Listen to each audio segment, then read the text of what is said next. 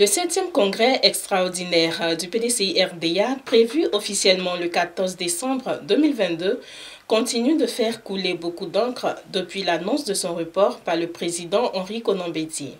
Ce 28 décembre 2022, soit 2 semaines après, le président Bédié, dans sa volonté d'instaurer la cohésion au sein de son parti, a instruit le grand conférencier du PDCI-RDA, le ministre Yomien Yao, qui dans une conférence publique a levé tout équivoque. Mais avant, il a demandé aux militants de soutenir le président Bédié dans ses prises de décision. Aux jeunes, il a lancé un appel, celui de s'engager véritablement aux côtés des sachants pour acquérir les connaissances nécessaires à leur développement au sein du parti. Depuis le 29 septembre 2022, le parti est traversé par 2 courants de pensée en ce qui concerne la façon dont nous devons nous rendre au 13e congrès extraordinaire.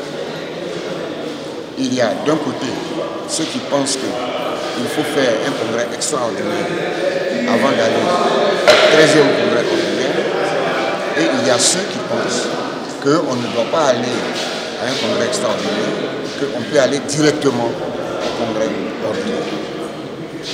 Le président qui est à l'écoute de son parti a développé une capacité d'écoute pendant 2 mois, du 29 septembre au 29 novembre. Il a écouté toutes les forces vives du parti. Il a écouté tous les compartiments du parti.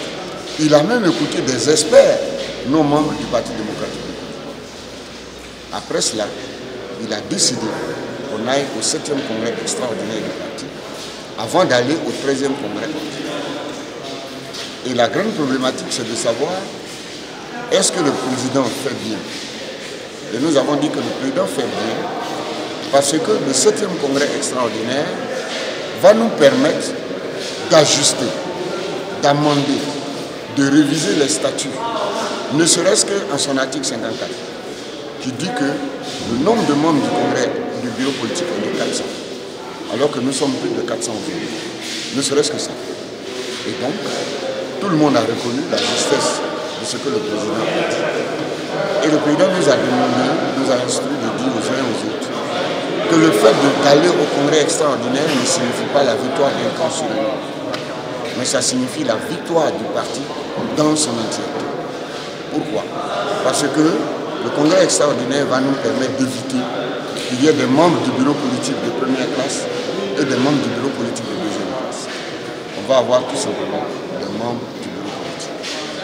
Et en cela, le président va renforcer la cohésion du parti.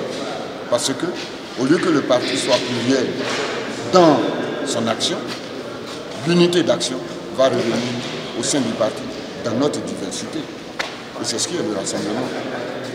Et donc l'action du président est un acte de rassemblement. C'est la raison pour laquelle ce matin, nous avons plaidé pour que les jeunes, les vieux, même la chefferie traditionnelle acceptent de soutenir le président dans sa volonté qu'il y ait le 7e congrès. Le congrès extraordinaire n'est pas la victoire d'un camp sur un autre. Et si le président dépêche le grand conférencier et le vice-président chargé des grandes conférences pour aborder publiquement ce thème, c'est que nous sommes dans la phase de sensibilisation. C'est que le président est à l'écoute de son parti. Et donc ça vous donne la réponse à pourquoi le congrès a été reporté. Parce que le président veut qu'il y ait l'harmonie.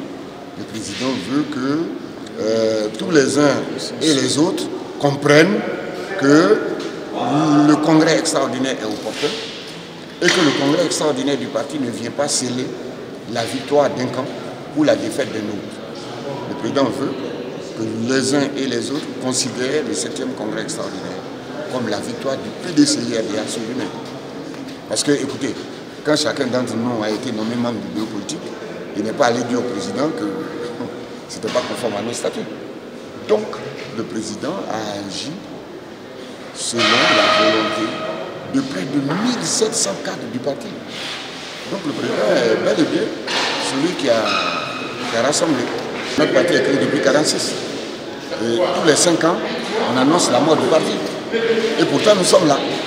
Donc, le parti est comme disons, il y a un arbre on appelle l'arbre des fourmis, pendant que d'autres montent, d'autres descendent. Et c'est pourquoi nous disons que le PDC vivra. Pendant que d'autres s'en vont, d'autres viennent. C'est ça? Vous avez vu que nos portes ne sont pas fermées. On peut aller, on peut revenir. Mais le PDC vivra. À cette conférence publique, plusieurs chefs traditionnels, jeunes du parti, militantes et militants y ont pris part, ainsi que des vice-présidents, dont la vice-présidente Assana Sangari qui a présidé la conférence.